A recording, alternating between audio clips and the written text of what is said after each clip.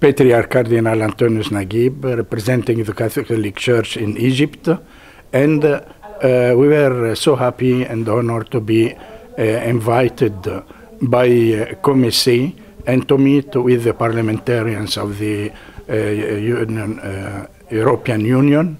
And this morning we had the opportunity to exchange about the main situation in the Middle East, and particularly about this movement of change towards a civil democratic society, and the difficulties that exist and the possibilities to overcome them and to help this current.